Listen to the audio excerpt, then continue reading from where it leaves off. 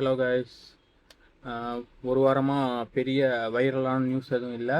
ஏன்னா பெரிய டீம்ஸ் யாரும் கிரிக்கெட்டை பொறுத்த வரைக்கும் பெரிய டீம்ஸ் எல்லாருமே ரெஸ்ட் மோடில் இருக்காங்க.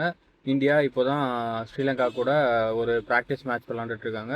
15ஆம் தேதி தான் ஃபஸ்ட்டு டெஸ்ட் மேட்ச் ஸ்டார்ட் ஆகுது. ஸோ அது வரைக்குமே பெரிய மேஜர் நியூஸஸ் எதுவும் இருக்க வாய்ப்பில்லை. ஸோ இந்த டயத்தில் என்ன பண்ணலாம் அப்படின்னா, இந்த கிரேட்டஸ்ட் 11 அப்படின்னு ஒரு கான்செப்ட் வந்து எல்லாரும் ரொம்ப காலமாகவே பண்ணிகிட்டு இருக்காங்க. அந்த மாதிரி கிரேட்டஸ்ட் 11 பண்ணுறப்ப ஒவ்வொருத்தவங்களும் அவங்கவுங்களோட ஒப்பீனியன் சொல்கிறாங்க. அதில் நிறைய பேர் ஒத்து போனாலும் சில இதில் டிஃப்ரெண்ட் ஒப்பீனியன்ஸ் இருக்கலாம். ஸோ அந்த வகையில் இன்றைக்கி நம்மளோட கிரேட்டஸ்ட் 11 பார்க்கலாம். அதில் வந்து டெஸ்ட்டு, அதாவது டீம் இந்தியாவோட கிரேட்டஸ்ட் எவர் டெஸ்ட் 11 என்னை பொறுத்த வரைக்கும் என்னோட ஒப்பீனியனில் நான் சொல்கிறேன். பெரும்பாலும் ரொம்ப ஆப்வியஸ் சாய்ஸஸ் தான், பட் ஒரு சில சர்ப்ரைசஸ் இருக்குது. அது நிறைய பேருக்கு சர்ப்ரைஸாக தான் இருக்கும். பட் ஆனால் பர்சனல் ஒப்பீனியன் அப்படிங்கிறக்காக ஒரு ஜஸ்டிஃபை பண்ண முடியாத ஒரு சாய்ஸஸ் எடுக்கலைன்னு நம்புகிறேன். ஸோ பார்ப்போம்.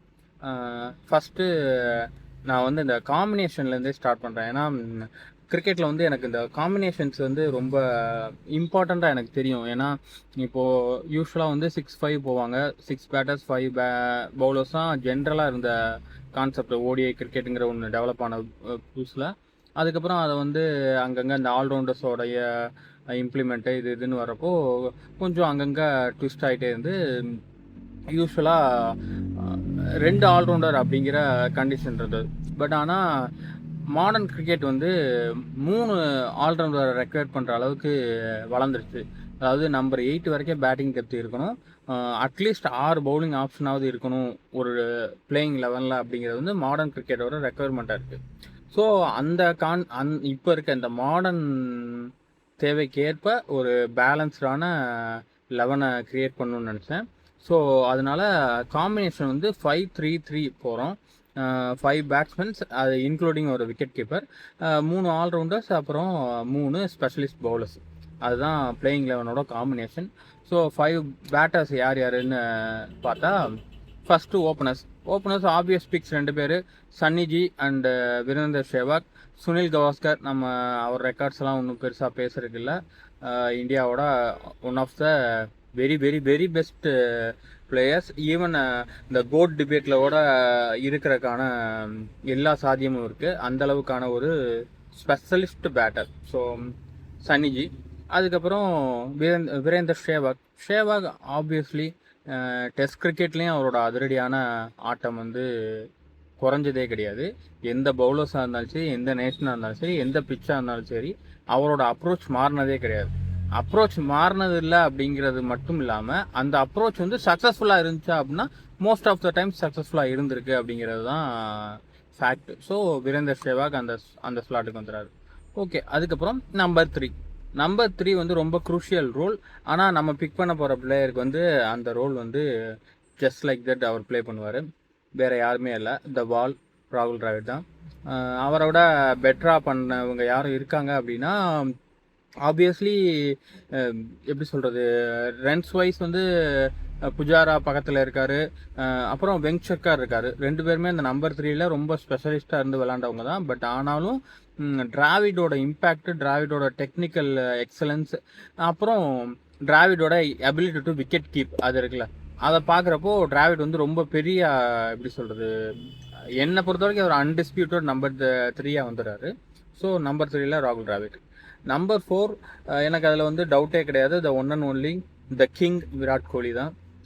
ஏன் அப்படி சொல்கிறேன் அப்படின்னா, கிரிக்கெட்டில், அதாவது கிரிக்கெட் ஹிஸ்ட்ரியில் வந்து நிறைய இம்பேக்ட்ஃபுல் பீப்புள் இருந்தாலும் இந்தியன் டெஸ்ட் கிரிக்கெட்டுக்கு விராட் கோலி கொடுத்த இம்பேக்டாக வேறு யாரும் கொடுக்க முடியுமா அப்படின்னு எனக்கு தெரியலை. ஏன்னா ஒரு பீரியடில் வந்து இந்த டெஸ்ட்டு அவ்வளோதான், இனிமேல் இந்தியன் ஃபேன்ஸ் வந்து டெஸ்ட்டு விரும்ப மாட்டாங்க, ஐபிஎல் இந்த மாதிரி அடுத்தடுத்த ஃபாஸ்ட் ஃபார்வர்ட் கேம்ஸுக்கு போயிடுவாங்கன்னு பெரும்பகுதி பேசிகிட்டு இருந்தப்போ அந்த இந்தியன் டெஸ்ட்டு கிரிக்கெட்டுக்குள்ளே ஒரு புத்துணர்ச்சி கொடுத்து அதை அப்படியே அந்த ஒட்டுமொத்த நாடுமே டெஸ்ட் கிரிக்கெட்டுக்கும் இம்பார்ட்டன்ஸ் கொடுக்க வச்சார் அப்படின்னா அது வந்து விராட் கோலி தான்.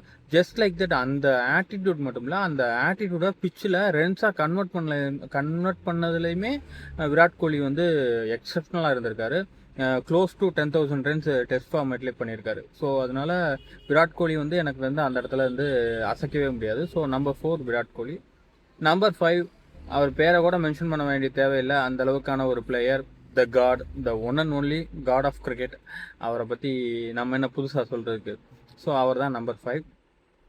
நம்பர் 6, நம்பர் 7, நம்பர் 8 அந்த 3 வந்து அந்த 3 பொசிஷன்ஸ்க்கும் நான் வந்து 3 ஆல்ரவுண்டர்ஸை பிக் பண்ணுறேன். அந்த 3 ஆல்ரவுண்டர்ஸில் வந்து ஒரு சாய்ஸ் வந்து ரொம்ப சர்ப்ரைசிங்காக இருக்கும். பட் என்னை பொறுத்த வரைக்கும் அதை ஜஸ்டிஃபை பண்ண முடியும்னு நினைக்கிறேன். நம்பர் 7 பிளேஸுக்கு வந்து கபில் தேவ். ஆப்வியஸ்லி எப்படி சச்சின் டெண்டுல்கர், சன்னிஜி அவங்களுக்கெல்லாம் ஒரு நம்ம அவங்களோட சாய்ஸை டிஃபெண்ட் பண்ண தேவையில்லையோ அதே மாதிரி தான் கபில் தேவும். தலைவரை வந்து டிஃபெண்ட் பண்ண வேண்டிய அவசியம் இல்லை, அவர் வந்து அன்டிஸ்பியூட்டட். அதே மாதிரி நம்பர் 8 வந்து ரவிச்சந்திரன், அஸ்வினா, ஜடேஜாவான்னு பார்த்தா என்னை பொறுத்த வரைக்கும் ஜடேஜா தான். ஜடேஜா வந்து ஜஸ்ட் லைக் தட் பவுலிங், அதாவது பவுலிங்கில் வந்து அஸ்வினுக்கு அப்பர் ஹேண்ட் இருந்தாலும் ஜட்டு வந்து பேட்டிங் அண்ட் ஃபீல்டிங்கில் வந்து ரொம்ப இம்பேக்ட்ஃபுல், ரொம்ப ரொம்ப ரொம்ப இம்பேக்ட்ஃபுல். எஸ்பெஷலி அவரோட ஃபீல்டிங் இந்த கிரேட்டஸ்ட் லெவலில் கண்ணை மூடிட்டு பெஸ்ட் ஃபீல்டர் அப்படின்னா ஜட்டுன்னு சொல்லிடலாம். அவரை விட பெட்டர் ஃபீல்டர்ஸோ இந்தியன் ஹிஸ்ட்ரியில் இல்லை. பட் அவரை கூட கம்பீட் பண்ணுற அளவுக்கான ஃபீல்டர்ஸ் கூட இந்த கிரேட்டஸ்ட் லெவலில் இருக்காங்களா அப்படின்னா இல்லை. ஸோ ஜட்டு வந்து என்னோட ஆப்வியஸ் நம்பர் 8. இந்த நம்பர் 6 விளையாட போகிற ஆல்ரவுண்டர், அவர் வந்து ஆல்ரவுண்டர்னு சொல்லலாமான்னு தெரியல. அவர் வந்து ஆல்ரவுண்டர் கன்சிடர் பண்ணுறதுக்கான எல்லா பாசிபிலிட்டியும் இருக்குது, கன்சிடர் பண்ணவும் முடியும். ஏன் அப்படின்னா அவர் வந்து ஜஸ்ட் லைக் தட் எப்படி சொல்கிறது, என்னைக்காவது ஒரு நாள் பவுல் பண்ணதில்லை. அவரோட ப்ரைம் இயர்ஸில் ரெகுலராக பவுலிங் பண்ணுற ஒரு பவுலிங் ஆப்ஷனாகவே இந்தியன் டீமில் இருந்திருக்காரு. ப்ளஸ் அவர் கேப்டன் ஆனதுக்கு அப்புறம் தான் அந்த பவுலிங் ஆப்ஷன்ஸை குறைச்சிக்கிட்டாங்க. ப்ளஸ் வயசு கூட கூட அந்த பவுலிங் பண்ணுறதை விட்டாங்க. பட் நம்ம இப்போ வந்து இந்த கிரேட்டஸ்ட் 11 அப்படின்னு பிக் பண்ணுறப்போ நமக்கு வந்து 2 ஆல்ரவுண்டர்ஸ் ஆல்ரெடி இருக்காங்க. அவங்க 2 பேருமே பவுலிங்கை மெயினாக பண்ணுறவங்க. அதாவது ஜட்டுவும் கபில் சாரும் பவுலிங் வந்து ஆப்வியஸ்லி ஸ்பெஷல் பவுலர்ஸ் மாதிரி கன்சிடர் பண்ண முடியும். பின்னாடி 3 ஸ்பெஷல் பவுலர்ஸே வச்சுருக்கனால நமக்கு அந்த 5 பவுலர்ஸ் இருக்காங்க. நமக்கு அந்த 6வது பவுலர் வந்து ஆப்ஷனல் சாய்ஸ், அதாவது பவுலிங் ஆப்ஷன் வேணும் தான் 6வது யூஸ் பண்ணுறதுனால. ப்ளஸ் அந்த பக்கம் சச்சின் டெண்டுல்கர் இருக்கார், அவரும் பவுல் பண்ணுற எபிலிட்டி உள்ளவர். ஸோ நமக்கு அந்த 7 பவுலிங் ஆப்ஷன் வந்துருக்கு. ஸோ இந்த மாதிரி ஒரு ஆப்ஷன், ஒரு வெரைட்டி வேணும் அப்படிங்கிற விஷயத்த கன்சிடர் பண்ணுறப்போ இவரை வந்து ஒரு நல்ல பவுலிங் ஆப்ஷனாக யூஸ் பண்ண முடியும். வேறு யாரும் இல்லை, நம்மளுடைய தாதா, எங்களுடைய தாதா சொல்லப்போனால். ஏன்னா அவர் இல்லாமல் இந்தியன் கிரிக்கெட்டே இல்லை அப்படிங்கிறத உறுதியாக நம்புகிறவன் நான். ஸோ சௌரவ் கங்குலி தான் என்னோட நம்பர் 6. டெஸ்ட் கிரிக்கெட்டில் அவர் வந்து பெருசாக விளையாடாத மாதிரியே எல்லோரும் பேசுவாங்க. ஏன்னா அது வந்து இப்போது இந்த சோஷியல் மீடியா வந்ததுக்கப்புறம் அது ரொம்ப ஒரு பெரிய விஷயமாயிடுச்சு. என்னன்னா எந்த விஷயத்தையுமே டீப்பாக தெரிஞ்சுக்காமல் ஒரு நல்ல ஒரு விஷயம் வந்து ஜஸ்ட் லைக் எதை பேசினா ட்ரெண்ட் ஆகும் அப்படிங்கிறக்காக ட்ரெண்ட் ஆகும், எதை பேசினா அதிகமான வியூவர்ஸ் வருவாங்கங்கிற ஒரு மைண்ட் செட்லேயே எல்லா விஷயத்தையும் பார்க்குறாங்களே ஒழிய நம்ம பேசுகிற விஷயத்தில் என்ன பேக்ரவுண்ட் இருக்குது, அது பின்னாடி இருக்கிற மற்ற நாலேஜஸ் என்ன அப்படிங்கிறத யாரும் பெருசாக யோசிக்கிறதில்ல. அந்த வகையில் தான் கங்குலியை வந்து டெஸ்ட் கிரிக்கெட்டில் வந்து ரொம்ப தூரம் வச்சே பார்ப்பாங்க. அதாவது டெஸ்ட் கிரிக்கெட் வந்து கங்குலி ஒத்து வர மாட்டாருங்கிற மாதிரியே பார்ப்பாங்க. அவர் டெஸ்ட் கிரிக்கெட்டில் இந்தியாவோட டாப் 10 ரன்ஸ் கெட்டர்ஸில் 6 or 7th பிளேஸில் இருக்காருன்னு நினைக்கிறேன். அவரை விட இந்தியன் கிரிக்கெட் டீமுக்கு டெஸ்ட்டில் ஹையர் ரன் பண்ணவங்க வந்து மொத்தம் 6 பேர் தான். அந்த 6 பேரில் 5 பேர் ஆல்ரெடி அந்த பேட்ஸ்மேனாக நம்மளோட 5 பேட்ஸ்மேன் தான் அந்த 5 பேர். ஸோ அவரோட பெட்டராக ரன் ஸ்கோர் பண்ணுற ஒரு ஆளை நம்மளோட கிரேட்டஸ்ட் லெவல்லேருந்து மிஸ் அவுட் பண்ணுறோம் அப்படின்னா அது வந்து விவிஎஸ் லக்ஷ்மன் மட்டும்தான். ஆப்வியஸ்லி விவிஎஸ் லக்ஷ்மன் வந்து one of the very best test cricket players நம்மளோட கண்ட்ரிக்கு. பட் ஆனால் என்னென்னா விவிஎஸ் லக்ஷ்மன் வந்து ஒரு பியூர் பேட்டர், ப்ளஸ் இந்த நம்பர் 4 or நம்பர் 5ல் மட்டுமே விளையாண்ட ஒரு பேட்டர். ஸோ அவரை வந்து ஓப்பன் பண்ண முடியாது, அவரை நம்பர் 3 யூஸ் பண்ண முடியாது. அவரை வந்து இந்த மிடில் ஆர்டரில் மட்டும்தான் யூஸ் பண்ண முடியும். இந்த 4-5 பொசிஷனில் நம்ம விளையாட வச்சுருக்க 2 பிளேயர் வந்து விவிஎஸ் லக்ஷ்மனை விட ஃபார் பெட்டர். இந்தியன் கிரிக்கெட் டீமுக்காகவும் சரி, கிரிக்கெட் எபிலிட்டியாக இருந்தாலும் சரி, எந்த விஷயத்துலையுமே அவங்க 2 பேரும் விவிஎஸ் லக்ஷ்மனை விட குறைஞ்சவங்க இல்லை. அதனால் அந்த பிளேசஸில் விவிஎஸ் லக்ஷ்மன் வந்து சண்டை போட முடியாதனால அவரை வந்து இந்த கிரேட்டஸ்ட் 11க்குள்ளே கொண்டு வர முடியலை. ஸோ நம்பர் 6 வந்து சௌரவ் கங்குலி.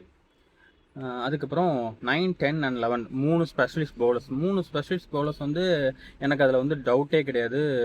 அதில் டிபேட் பண்ணுறதுக்கு என்னை பொறுத்த வரைக்கும் ஒன்றுமே கிடையாது. Anil Kumble spinner, 2 pace bowlers வந்து ஜகீர் கானும் நம்ம பும்ராவும். ஜகீர் கான் இந்தியாவோட very best left arm bowler. Left ஆர்மில் இந்தியாவில் ஜஹீரை விட ஒரு பெட்டர் பவுலர் வந்து ஹிஸ்ட்ரியிலே இல்லைன்னு தான் நான் நினைக்கிறேன். ஸோ ஜகீர் வந்து அந்த இடத்துல ஈஸியாக ஸ்லாட்டின் ஆயிடுவார். அதுக்கப்புறம் பும்ரா ஆப்வியஸ்லி பும்ரா வந்து ஷார்ட்டாக சொல்லணும் அப்படின்னா இந்தியன் பேஸ் பவுலிங்கோட சச்சின் டெண்டுல்கர் அவருக்கு வந்து கோயில் கட்டி தான் கும்பிடணும் நம்ம, அந்த அளவுக்கான bowler. So Jasprit Bumrah obvious pick. So இதுதான் கிரேட்டஸ்ட் 11. அதாவது சுனில் கவாஸ்கர், வீரேந்தர் சேவாக், விராட் கோலி, ராகுல் டிராவிட், சச்சின் டெண்டுல்கர், சௌரவ் கங்குலி, கபில் தேவ், ஜடேஜா, அனில் கும்ப்ளே, ஜகீர் கான், ஜஸ்பிரீத் பும்ரா. ஸோ ஓகே, ஒரு 15 men ஸ்குவாட் அப்படின்னு சொல்லுவோம். எப்பயுமே ஒரு ஸ்குவாட் வந்து 11 பேர்னா 11 பேர் மட்டும் போக மாட்டாங்க. ப்ளஸ் ஒரு 4 ஆப்ஷன்ஸ் வந்து பெஞ்சுன்னு, அதாவது ஃபுட்பாலில் வந்து பெஞ்சுன்னு சொல்லுவோம், கிரிக்கெட்டில் வந்து சப்ஸ்டியூட்ஸு, ட்ரெஸ்ஸிங், அதாவது எக்ஸ்ட்ரா மெம்பர்ஸ் எப்படின்னா சொல்லிக்கலாம். அந்த 4 பேர் வந்து அந்த 4 பேரில் விபிஎஸ் லக்ஷ்மன் கண்டிப்பாக இருப்பார். அதுக்கப்புறம் அஸ்வின் அண்ணா வந்து ஏன் அந்த கிரேட்டஸ்ட் 11 போக முடியல அப்படின்னா அதுக்கு ஒரே ஒரு காரணம் அனில் கும்ப்ளே தான். அஸ்வின் அண்ணா வந்து மாடர்ன் டேயோட லெஜண்ட். ஆனால் அனில் கும்ப்ளேவோட பெட்டரா அப்படின்னா அது வந்து பெரிய கொஷின் மார்க் தான். என்னை பொறுத்த வரைக்கும் பெட்டர் இல்லை. ஸோ அவன் வந்து அனில் கும்ப்ளேவை நான் வந்து 11ல் வச்சுட்டு ரவி அஸ்வினை வந்து பெஞ்சில் வச்சுருப்பேன்.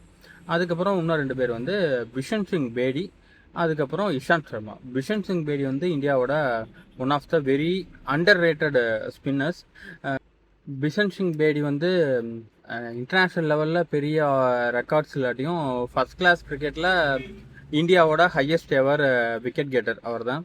ஸோ அதனால் அவர் வந்து எனக்கு அந்த பெஞ்சில் வைக்கிறதே அனில் கும்ப்ளேங்கிற ஒரு எப்படி சொல்கிறது, எப்படி அதை எக்ஸ்பிரஸ் பண்ணுறதுன்னு தெரில. பட் அனில் கும்ப்ளே அப்படிங்கிற ஒரு லெஜெண்டாக ஒரு கோட் உள்ளே இருக்கனால தான் ரவி அஸ்வினும் பிஷன் சிங் பேடியும் பெஞ்சில் இருக்காங்க என்னை பொறுத்த வரைக்கும். இஷாந்த் சர்மா தான் நம்மளோட 4வது பெஞ்ச் பிளேயர். இஷாந்த் சர்மாவோட ரொம்ப பிடிச்சது என்னென்னா அவரோட பேஸ், அதோட ஒரு மேட்சோட எந்த செஷன்லையும் அந்த கன்சிஸ்டன்சியோட பவுல் பண்ணக்கூடிய ability, plus certain very best பிளேயர்ஸ்னு நம்ம சொல்கிறோம். இப்போ ரிக்கி பாண்டிங் ஃபார் எக்ஸாம்பிள், அவர் அந்த மாதிரியான ஸ்பெஷலிஸ்ட் பேட்டர்ஸையுமே இஷாந்த் சர்மாவோட ஈஸியாக ரேட்டில் பண்ண முடியும். ஸோ அந்த எபிலிட்டி இருக்குல்ல, ஸோ அதுக்காகவே நான் வந்து இஷாந்த் சர்மாவை வந்து நம்மளோட பெஞ்சில் வச்சுருக்கேன். ஸோ இதுதான் அந்த 15 men ஸ்குவாட். இது போக இன்னொரு 5 பிளேயர்ஸ் வந்து என்னால் முன்னாடி, அதாவது பெஞ்சிலையோ இல்லை பிளேயிங் 11லையோ எடுக்க முடியல, பட் எனக்கு அவங்கள மென்ஷன் பண்ணணுன்னு தோணுச்சு. அந்த 5 பேர் வந்து வெங்க் சர்க்கார், ரிஷப் பண்ட், சத்தீஸ்வர் புஜாரா, ஜவகல் ஸ்ரீநாத், ஹர்பஜன் சிங். இவங்க எல்லாருமே அவங்கவுங்க ஓன் கெரியரில் இந்தியன் டீமுக்காக ரொம்ப நிறைய நல்ல விஷயங்கள் பண்ணவங்க.